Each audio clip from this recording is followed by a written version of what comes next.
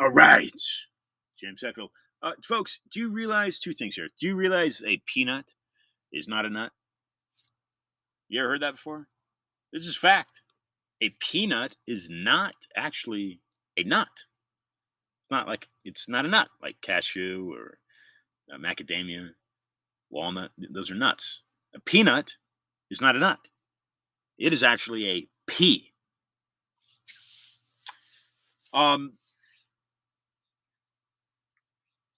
Okay, we bring on Harvey Wasserman shortly, and I just finished with Tom Hartman. Tom has been a regular on the show, but we have a heightened alert here.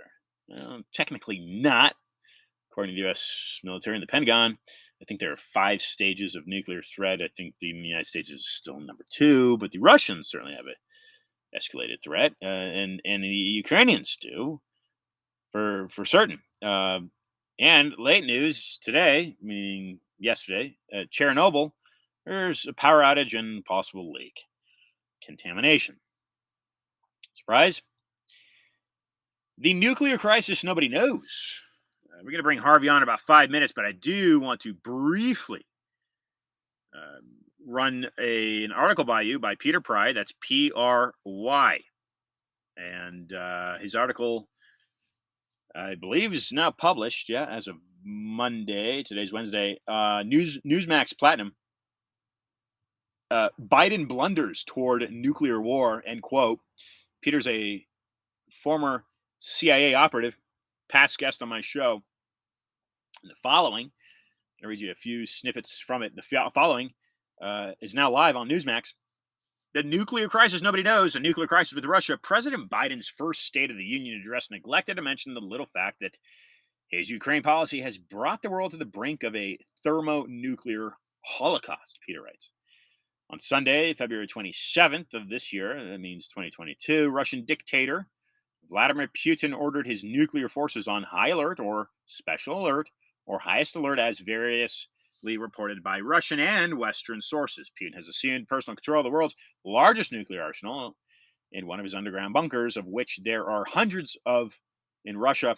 Some of these are deep underground, shielded beneath hundreds of meters of granite, so large they can accumulate thousands of Russian elites, and impervious to nuclear attack. The Biden administration and their media allies are desperately trying to cover up the greatly elevated nuclear threat from Russia, dismissing Putin's threat as bluster and saber rattling. Saber, S-A-B-E-R. Biden's Defense Department falsely claims there are no signs of muscle movement, indicating that Russian forces are mobilizing for nuclear war.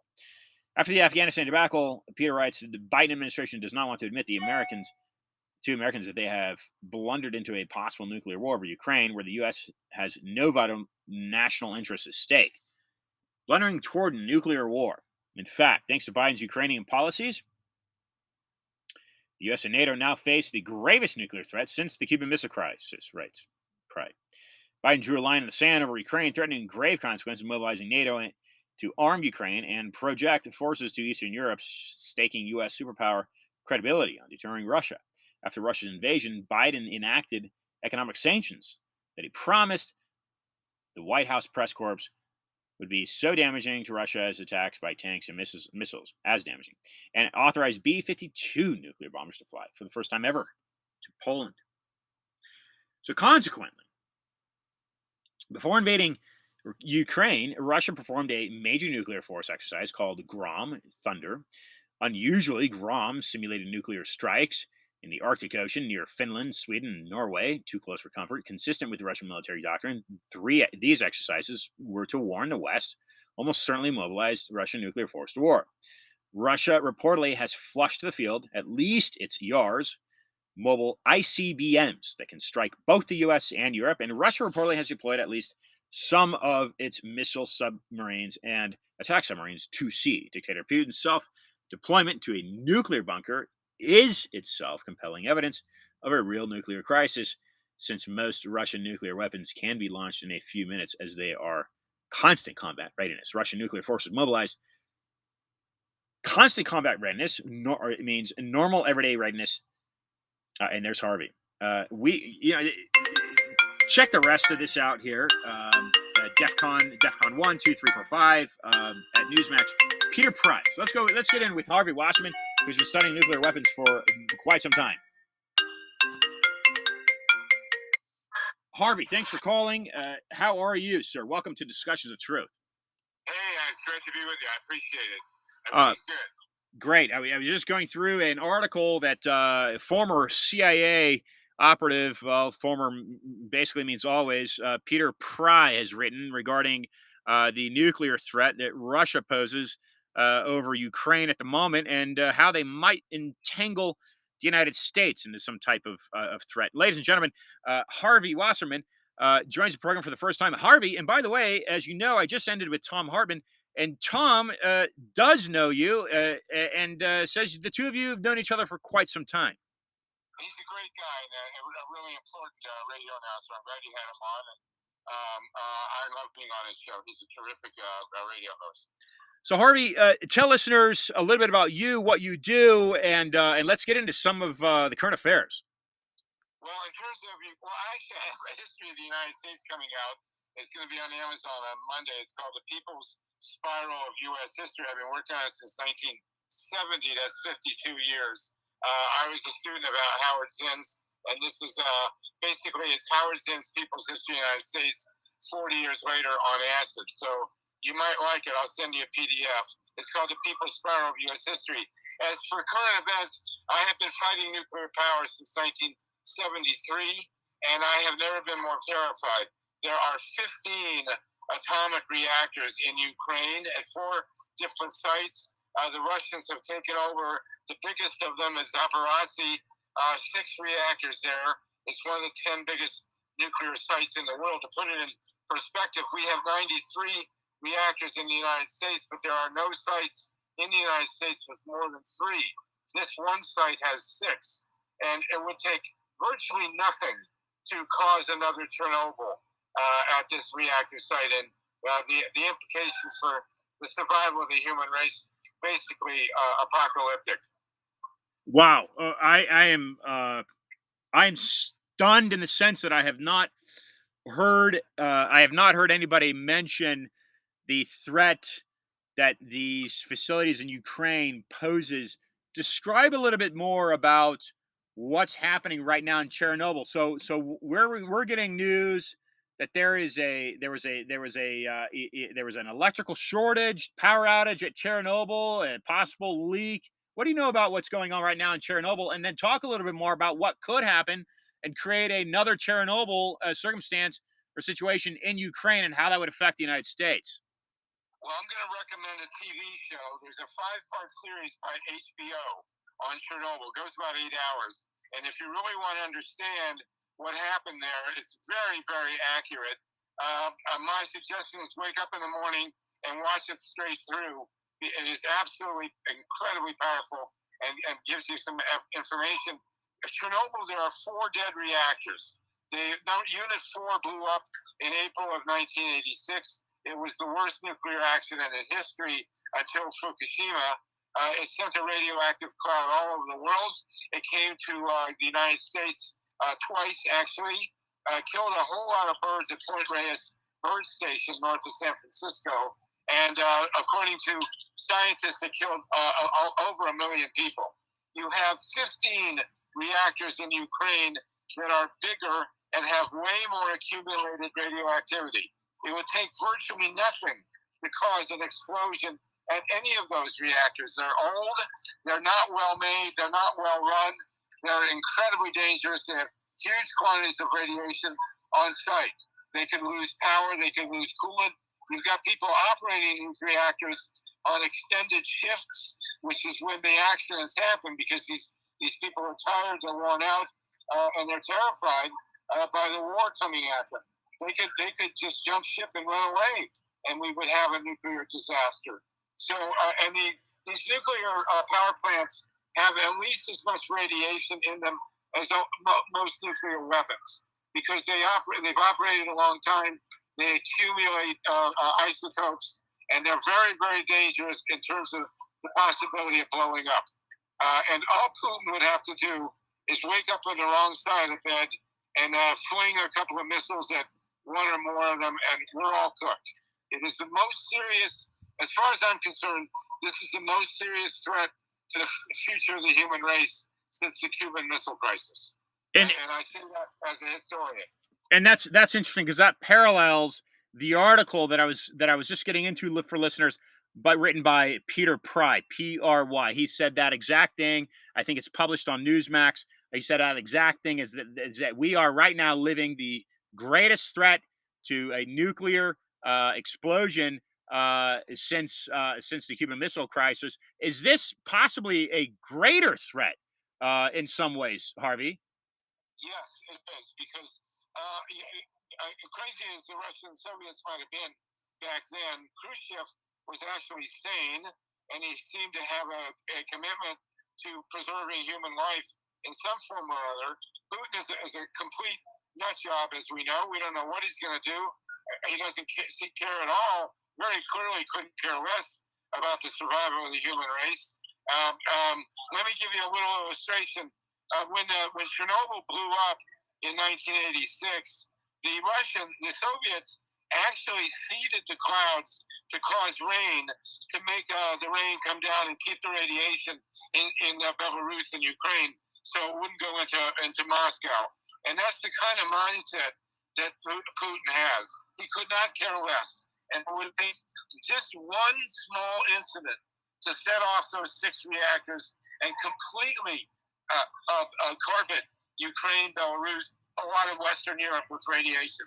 And the bottom line is that this could happen at random. It doesn't have to be a conscious act by Putin, because nuclear power plants worldwide are completely susceptible to random accidents. We've seen 4 blow up at Fukushima. We had 3 Mile Island. We had Chernobyl. It could happen in Ukraine now, which is very unstable, obviously, just on its own. And you have to remember that the 15 reactors in Ukraine supply that country with half of its electricity. So it would be very difficult for them to shut those reactors, and even shutting them down doesn't end the damage. We've already had the Russian soldiers already attacked a building at Zaporozhye where the 6 reactors are. They shot at firefighters. I mean, this is absolutely terrifying. It was the most terrifying I have ever been in my 76 years of life. Harvey, why has Putin decided to strike now? I mean, if you look at the past 24 months, and the world has kind of gone through a rock tumbler with these virus and these masks and these mandates and the lockdowns and the shift in global economy. Why is Putin striking now? I don't know, and maybe the CIA knows, and that's what makes it even more terrifying. We don't know what's going through this guy's head, and we know that he doesn't care about human life, and we know that with those, the media does not talk about the nuclear power plants. We know about the nuclear weapons, but they don't. The nuclear industry has huge investments. They don't want a bad light cast on their precious nuclear plants. There's 93 of them in the United States. Although thankfully one's going to shut next month, taking it down to 92. We have 2 reactors in California surrounded by earthquake faults. I could go through the litany. Every nuclear plant in the country is susceptible, in the world, is susceptible to a random accident. And then you have a lunatic like Putin, who knows why he's doing what he's doing. He's not a rational guy, and he doesn't care about human life. He's completely void of any empathy or compassion. And that makes it a completely terrifying situation because it's so random. And these nuclear plants basically have so much radiation in them that, we had 4 explosions at Fukushima, and those were American reactors.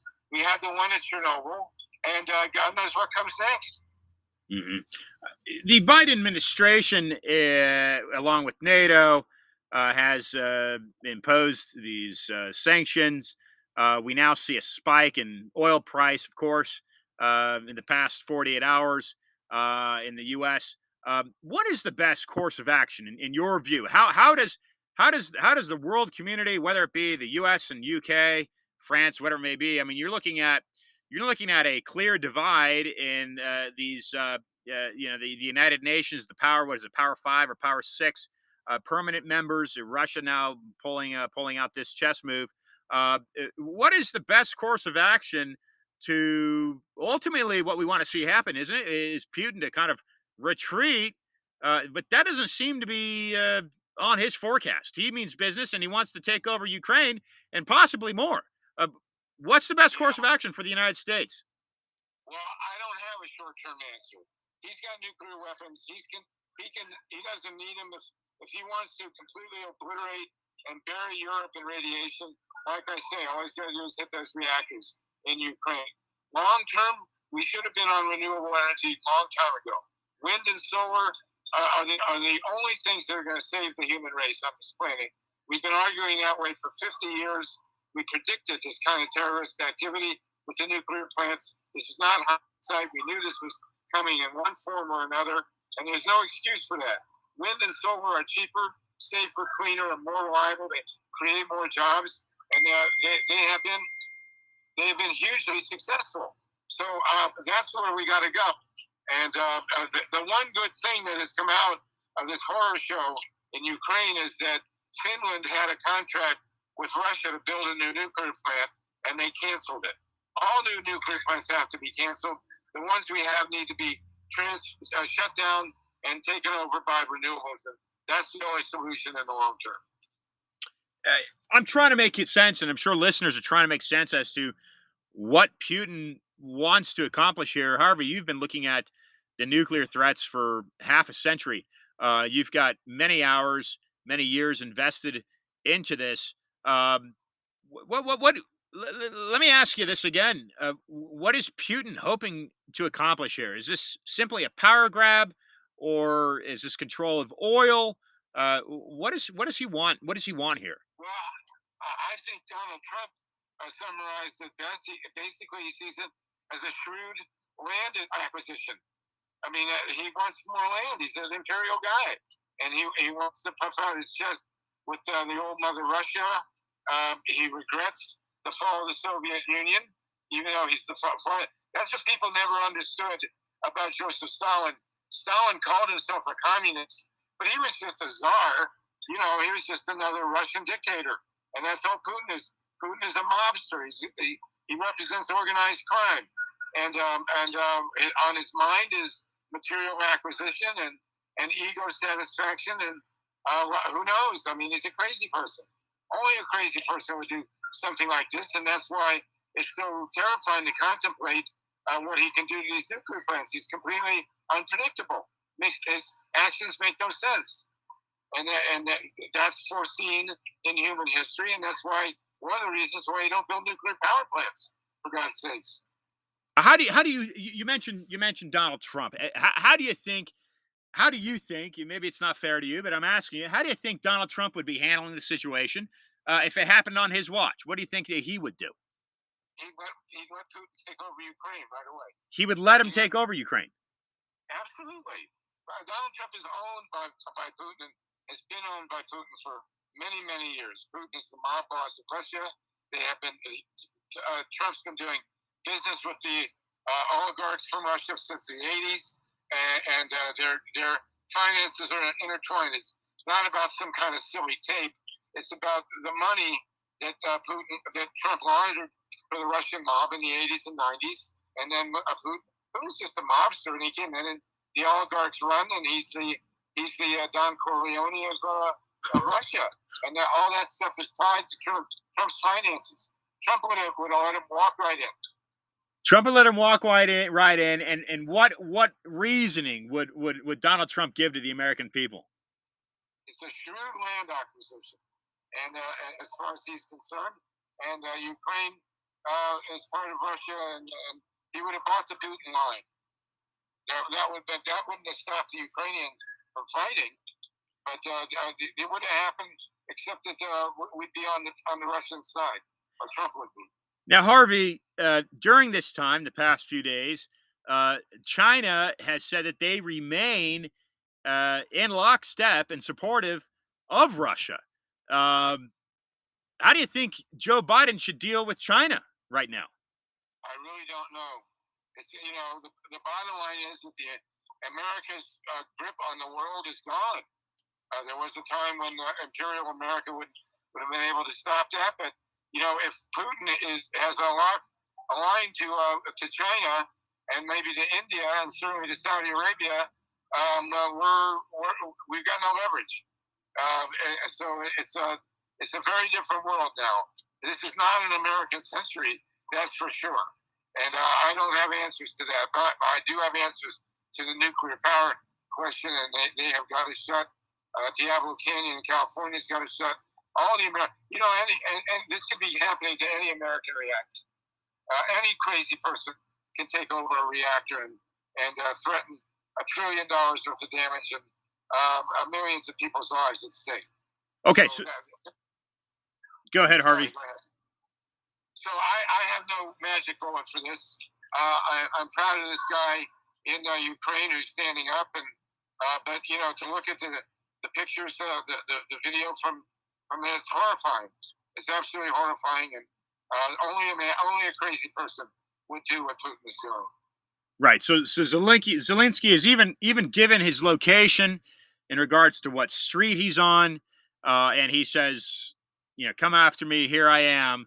He's standing strong for his people, which is very admirable. But let's talk about these facilities in the U.S. That let's just go down this road, Harvey, and say, hey, Russia may decide to retaliate because we do know that Putin has said that any sanctions are looked at as an act of war, and the sanctions have already been administered and put in place. So, a pundit, I suppose, or an opinion such as mine may say, well, then Putin is now looking at these sanctions by the United States as acts of war. What could this man possibly attempt stateside, coast to coast, west to east? What should Americans be possibly concerned about, Harvey? Well, we need to, as I say, long term, we need to get totally off coal, oil, nukes, and gas. We have to get rid of fossil fuels and nuclear power. A lot of this going on in Ukraine has to do with oil and gas. And, the pipelines going into Europe have really compromised Europe's ability to deal with this situation. I support the sanctions. I'm glad Biden's doing that. And it has to be done.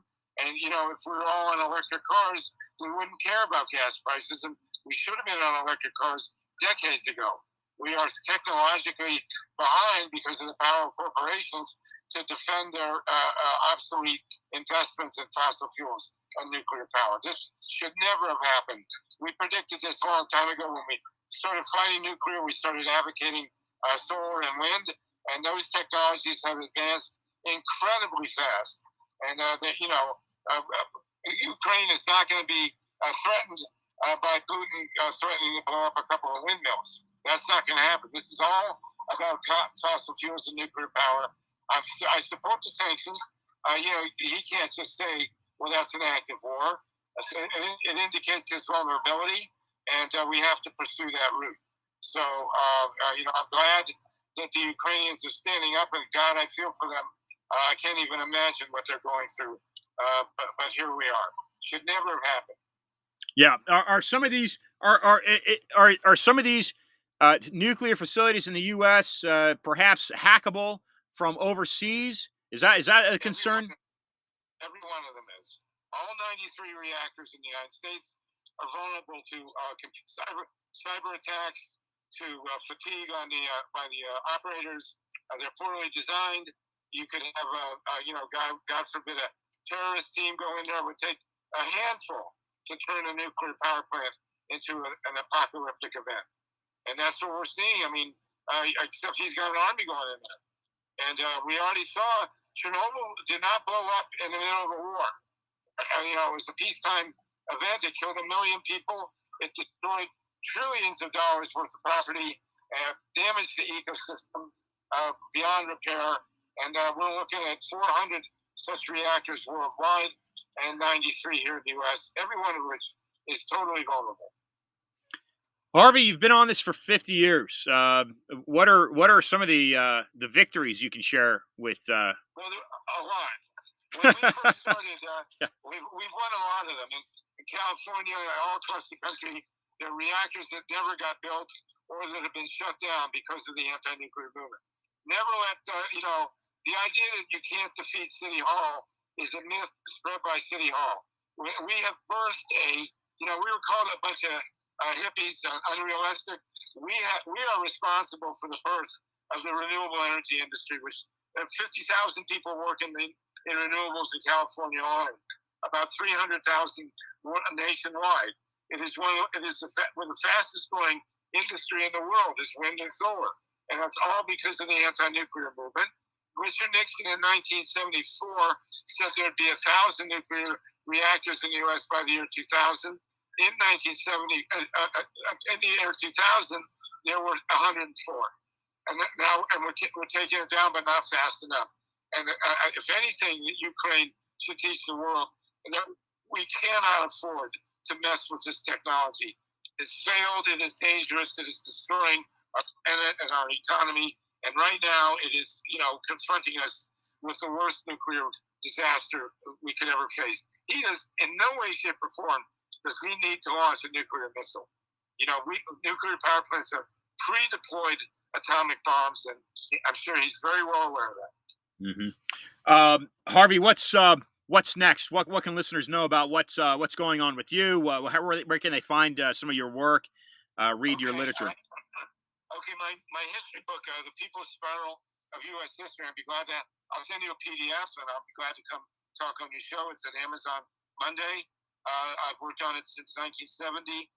It defines U.S. history in terms of cycles, makes it very easy to understand. Actually, and as you might guess, it's a very radical book. You might be thrilled to know that among my least favorite president is Bill Clinton. I think he was terrible, and so I work on that and also on solar to try and preserve solar in this country. The renewable energy industry is under attack from the fossil fuel industry for obvious reasons. And I also work on election protection. Every Monday I run a Zoom call. You can write me and get on it if you want. I'm at solartopia@gmail. solartopia@gmail.com. We have 70, 80 people every week talking about elections, nonpartisan, about gerrymandering, vote by mail, all the details of how elections are conducted. That's our grassroots emergency election protection coalition Zoom call. I've been doing that for about 2 years. So I'm a busy guy. I taught history, U.S. history at 2 colleges for 14 years, and I retired, and I'm working hard by 11. But that's good. Well, let me ask you a question. Nonpartisan is music to my ears. I exhort listeners not to get trapped up in either one of these major political parties. They're both filthy. Let me ask you this question. What do you think of the Federal Reserve Bank, Harvey? I don't think too much about it. Okay. I haven't paid much attention to the Federal Reserve, but the currency situation is very, very, shall we say, interesting. And but I'm primarily an environmentalist. I'm very concerned about non-organic agriculture. I lived on an organic farm for 14 years, and I believe that we can actually sustain this earth. I don't think there's any excuse for anybody to be hungry or homeless on this planet now. We have more than enough wealth to feed everybody, to educate everybody. If we just stop fighting these ridiculous wars, wasting all our money on weapons and other crazy things. But that's one of the reasons this war is so devastating. I mean, aside from all the people who are dying, the waste of resources is catastrophic. We cannot afford this kind of stuff. It's got to stop. Yeah, well said, Harvey. And just a website again, Harvey, and place to contact you. I'm happy to. My website is Solartopia, SOLARTOPIA.org. And my email, if you want, I'll send you a free PDF of my new history book. My email is Solartopia, SOLARTOPIA @gmail. And I'm happy to hear from any of your listeners, and I'll send you a PDF of the book, and we can talk about it anytime. Ladies and gentlemen, yep, go ahead. I love U.S. history, and I love this country. Anybody ever a question? I marched against the war in Vietnam. I marched for peace. I actually marched with Martin Luther King in Mississippi in 1966. Wow. And I'm one of the few people I know that can recite the First Amendment by heart. It's because I asked my students to do it. Amazing. Harvey Wasserman, ladies and gentlemen. Harvey, keep up the good work, and talk to you soon and bring you back on. Yeah, I'd be glad to join you again. You're great. I really appreciate it. It's Harvey Wasserman, folks. And boy, I mean, you go from Tom Hartman here, who has the 7th installment of the 8th series, eight-part series, the 7th installment here, the hidden history of Big Brother in America, that is the surveillance, otherwise known as the police state. You go from Tom Hartman to, and I did not know this. Look, I have a public relations agent in Southern California that reached out to me and has reached out to me in the past, and I've had some of that person's guests and clients on my program, and recently reached out to me about Harvey. I had no idea. I had no idea that Harvey and Tom know each other, and it just so happens that I brought them on for a discussion the same day, back to back. And then we have going from Tom Hartman to Harvey Wasserman, both incredibly well written, incredibly well researched and published individuals that have been at their work for quite some time. And really, that work, folks, is truth telling. Now, Harvey, of course, basically working to squash weapons of mass destruction. Yeah, it really is. I was asked a couple of days ago how I was doing, and I really am. I think most of you are probably quite perturbed with this encroachment and invasion of Ukraine. Okay, well, it isn't a surprise now, is it? Because we do know that there are global powers daily that fight for more power. So there is, on the global chessboard, there are major power players that struggle for power. This is why I urge you to look at the work of Eric John Phelps, because a lot of the underlying motives, whether you like to hear it or not, and I really wish I didn't have to say it, but I do say it because I know it's true, is religion. These large power brokers and players have a concept and they have a faith in their particular religion, and they do what they do based off of their interpretation and theological understanding of God. Now, what I always say is, in the United States, folks, we have freedom of religion. In God we trust, but we don't define that God. Nor do we ask you to define it for yourself or for us. So that's an issue. And it's been an issue for well over 2,000 years. Now, another response that I gave to another person this week in regards to how I was doing, I equate back to the Athenian struggle against Rome. Rome eventually toppled Athens. Yet it is Athens, folks. It is the orators of Athens. Demosthenes, Plato, Aristotle, Socrates. Of course, those are the common ones. The great warrior and Pericles. It are these great Greek civilians, these great contributors to what was the Greek society that we run this republic off of. Democracy, as you're familiar with the term and as I'm familiar with the term, roots not to Rome. It roots from Greece. Let's not forget that Rome conquered Greece. Athens today is in rumbles. It's not a power. It's not a power. Yet Rome is. So I ask you, is freedom of religion important to you? Because as far as I know, Rome is the same empire that the Spanish, that the Italians, the French, that the English, that the Portuguese all conquered under and for.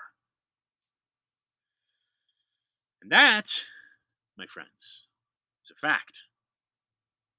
North and South America all conquered lands over native inhabitants in the name of God. Yes. Ponce de Leon, whatever great conqueror it was, or conquistador it was done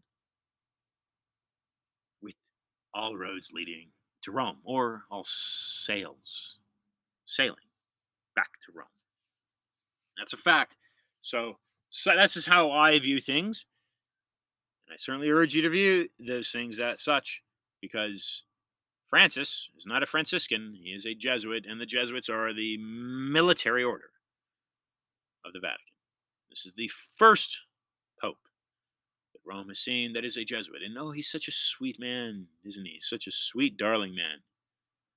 A sweet, darling man that, from everything I know, wants the world to practice Catholicism.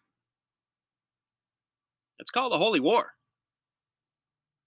So are those fruits of his bearing parcels in the United States?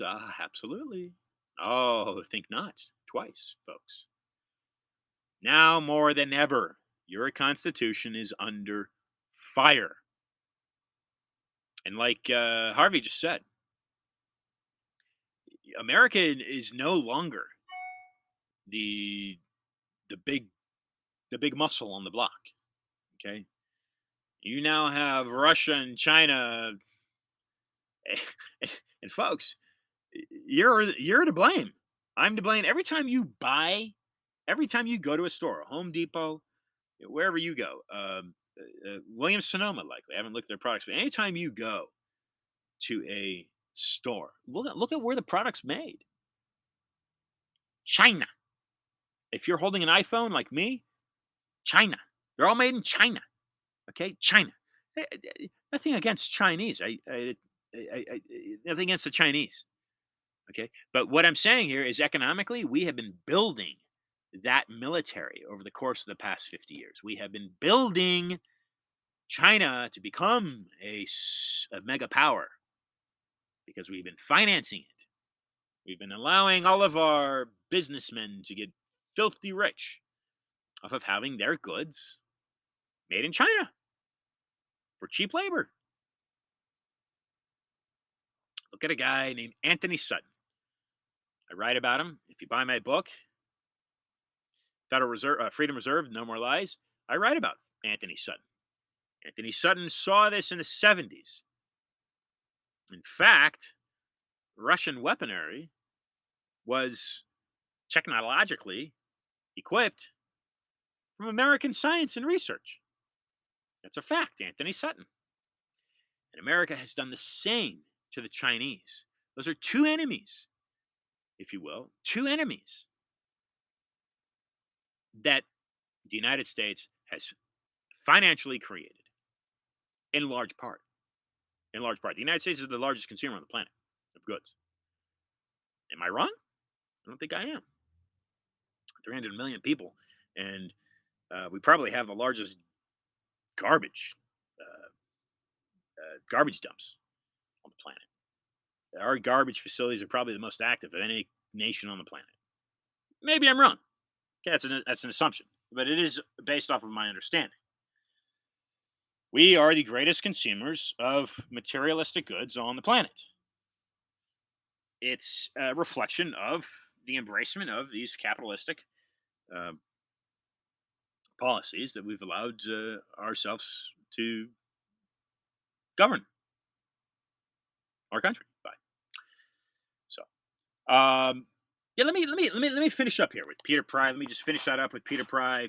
Um, so we were at recommendations. Actually, we weren't at recommendations, but that's where I'm going to go to recommendations. But so basically, in Russia, Russia has various threats. They have constant increased threat, full combat readiness. That's what Russia has for their nuclear arsenal. And as Harvey just mentioned, we really shouldn't be worried that much about nuclear bombs and nuclear weapons. Yes, those are incredibly devastating, but we should also be, if not more so, concerned about the stealth threat of a nuclear ran facility. 15 in Ukraine, 92, 93 currently, but 92 in the United States. A hacker can get into one of those, whether it's Chinese, Russian, whatever it may be, and boom. This is where Peter Pry comes in. You've got a nuclear disaster. But this is where Peter Pry comes into play. He's a former CIA operative. And again, this article of his was published Monday on Newsweek. In Newsweek. So, but in the U.S. here now, we have U.S. nuclear forces currently not mobilizing, or certainly do not want this war to escalate. We're hoping, of course, all of us would assume, unless you're Vladimir Putin, are hoping that Ukraine can retain their sovereignty and be a flourishing civilization that can actually, work trade or benefit Russia somehow. A mutual benefit instead of moving in and just conquering and taking over your country because we're bigger, we're more powerful, and I want to, I want to basically take over Europe. I don't know what Putin's motives are. I don't know what his motives are. And again, uh, who is he? Who who is he? Who is he economically? Who is he financially in debt to? Because his government is in a debt. Look at the world debt-o-meter. I think it's called the world debt-o-meter. China, it's a central bank. All of these central banks, folks, are in debt to Basel, Switzerland. Who's controlling Basel, Switzerland? This is why I go back to Rome. Okay, this is why I go back to Rome. 2,000 years of constant power globally. You remain a threat, and you control countries because you control them economically. So is Putin doing what he's doing for him, or is he doing it for the banksters that he's in debt to? I would exhort you to consider that he is simply a puppet on the global stage, such as I believe Trump was. No, yes, Trump said some nice things to me. I haven't had this discussion with Trump, and I'd like to have this discussion with Trump, but he seemed likely a puppet. And Biden is certainly no different. Biden is a puppet. Okay, it's called chaos. You basically order out of chaos is the term. Or you create a chaotic atmosphere, Hegelian dialectic. You create two sides to oppose each other, and then you divide it, and then you conquer the element. This is how the Rothschild made their fortune in Europe, because they first had the inside trading, and Bauer, which is his name, it wasn't Rothschild. The Red Shield was an emblem that they adopted, but the family is the Bauer family. Not the Rothschild is not the name of the family. Rothschild is a German name for Red Shield. This was the emblem by which they were known. But what Bauer did, that was his name, wasn't Rothschild. This was his name, Bauer. Yes, like the pharmaceutical company. He basically deployed his sons to various parts of Europe, and therefore you have insider trading. But then you build up one against the other. And it doesn't matter who wins because you're controlling both. Regardless of the outcome, you win financially. Frederick Hegel. Okay, so now we're getting into the nuclear threat in regards to the United States. We have where Russian nuclear forces have 4 mobilized levels. The United States nuclear forces have 5 mobilized levels called defense readiness condition or DEFCON levels. DEFCON 5, normal. DEFCON 4, increased. DEFCON 3, mobilization. DEFCON 2, nuclear force ready. And DEFCON 1, all nuclear forces fully ready and engaged in combat waging nuclear war. So DEFCON 1 being, we're going to release this thing in a flick of a snap of a finger. Today, this is probably written Saturday or Sunday by Pry, today. And it was again, it was published Newsweek Monday. Today, so let's assume it was Sunday. Today, Russian nuclear forces are probably at the U.S. equivalent of DEFCON 3 or DEFCON 2, which is very rare in history, occurring only during such major events as 1956 Suez Canal crisis, not the canal, Suez crisis, 1958 Berlin crisis, 62 Cuban Missile Crisis, 68 invasion of Czechoslovakia, 73 the Yom Kippur War, 83 the Able Archer NATO nuclear exercise, and the 1991 Soviet coup attempt against Premier Gorbachev. Those being examples. Today, U.S. nuclear forces are not mobilized, are at their normal everyday state of readiness. That means the lowest level, that means calm, do nothing, DEFCON 5. Okay, fine. Nuclear crisis to cover up. President Biden and the Pentagon are telling the press that the U.S. has not increased its DEFCON level because there's no nuclear crisis with Russia, yet the Pentagon has just canceled a Minuteman 3 ICBM test launch to de escalate the crisis that supposedly does not exist. DEFCON 5 may be prudent to avoid escalating Ukraine into nuclear war with Russia, but it also makes the U.S. more vulnerable to surprise attack. Historically, when Moscow mobilizes nuclear forces, the United States also mobilizes to deter them. This is not the case now. Okay, so the United States basically playing, dog that's rolling over. Oh, you won't give me my bone? Okay, I'm gonna pout. Let's see some teeth here. All right, let's see a little snarl. Let's get that dog angry. Well, the dog's not angry. The dog's kind of rolling over and okay, I don't get my bone. You can pet me. That's basically what the United States is right now with Biden, according to Peter Pry, who's a former CIA operative and current DC um, council is. We'll just leave it at that. DC council on EMPs. Okay.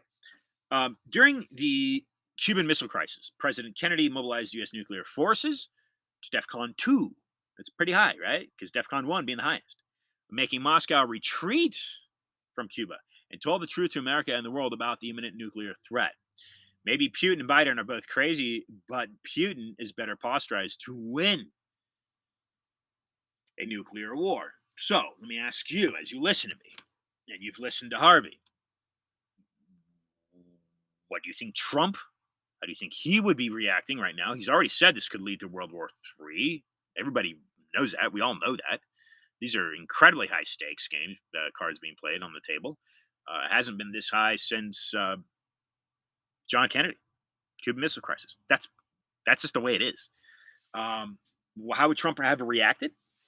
Do you think he would have raised the DEFCON level, or do you think he'd be playing that kind of lame, if you will, a card that Biden is playing, basically not doing anything and saying, "Hey, we need to build. Let's go talk to London and let's talk to some of these other allies. Hey, let's go even talk to Venezuela because maybe we can buy some oil from Venezuela." I mean, seriously, folks. Yeah. Biden here, basically working for the Jesuits, according to Eric John Phelps. Now wanting to partner with a socialist dictator that's totally destroyed any type of free democratic thinking in Venezuela. And he wants to buy oil from them.